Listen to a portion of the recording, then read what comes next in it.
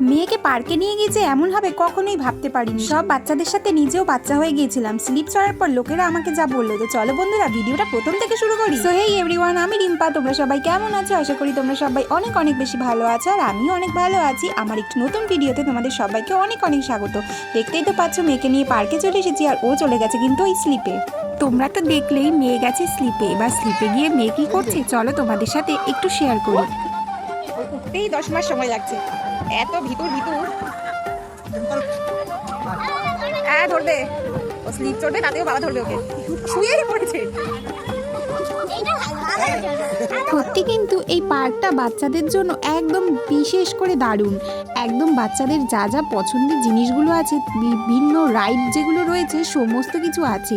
তার মধ্যে পার্কের মধ্যে সব থেকে আকর্ষণীয় যেটা, সেটা হলো সুইমিং পুলের স্লিপগুলো। এই ভিডিওটা অনেক দিন আগে করা, জানো তো বন্ধুরা। কিছু কিছু ক্লিপসও তোমাদের সাথে আমি রিলস আকারে অলরেডি পোস্ট করে ফেলেছি, আর এখন তাই চলে এসেছি তোমাদের সাথে লং ভিডিওটা শেয়ার করতে। কয়েকটা দিন ধরে যা যাচ্ছে, বিভিন্ন ভিডিওগুলো এডিট করব, ভয়েস ওভার দেবো, সেটা আর হয়েই উঠছে না।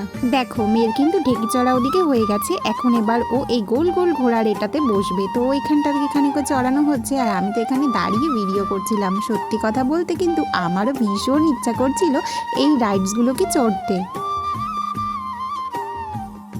দেখো গাইস, সন্টু কোথায় উঠেছে? সন্টু কিসে উঠেছো তুমি? ঘোড়ায় উঠেছে। চড়তে আর পারছে না, শুধু ঘোড়াতে উঠতেই পেরেছে, চড়তে আর পারছে না। রে কি কিছু বলবি? কি বলবি বল।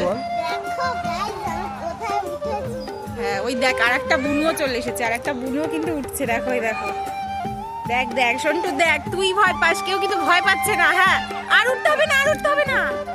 এবার এই বইটাতে যাও, ও পাশে যাও। সন্টু আর সন্টুর বাবা এক্সারসাইজ করছে। দেখো সন্টু বাবা এক্সারসাইজ করছে, আর আমার কোনো অ্যাক্টিভিটি নেই। আমি শুধুমাত্র এখানে দাঁড়িয়ে দাঁড়িয়ে আছি, দাঁড়িয়ে শুধু আমি দেখছি। একদিন দুপুর দুপুর আসতে হবে।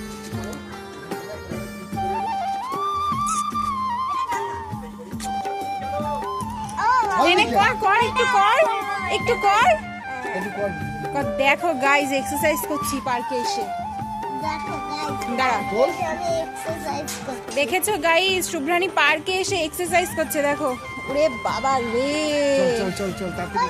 তারপর কিন্তু দেখো দেখতে দেখতে একদম অন্ধকার হয়ে এসেছে, একদম সন্ধ্যা হয়ে গেছে। প্রায় 6:30 7টার মতো কিন্তু বেজে গেছে। মেয়েকে নিয়ে খেলতে খেলতে কখন যে এতটা বেলা হয়ে গেছে বুঝতেই পারিনি। তার মধ্যে পার্ক বন্ধ করার জন্য ওদিকে তাড়া দিচ্ছে, কিন্তু মেয়ে বললো ওনাকে একটু এখন দোলনা ফাঁকা হয়েছে, তাই কিন্তু দোলনা ওকে একটু চড়াতেই হবে। তো তারপর দোলনা চড়ে আমরা কিন্তু বাইরে বেরিয়ে পড়লাম।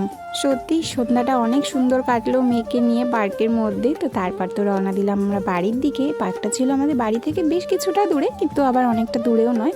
বাড়িতে এবার রওনা দিলাম। তো আজকের ভিডিওটা বন্ধুরা এতটুকুই। কেমন লাগলো তোমরা অবশ্যই কমেন্ট করে জানিও। ভালো লাগে লাইক কমেন্ট করো, সাবস্ক্রাইব করে অবশ্যই পাশে থেকো। সবাইকে অনেক অনেক লাভ ইউ।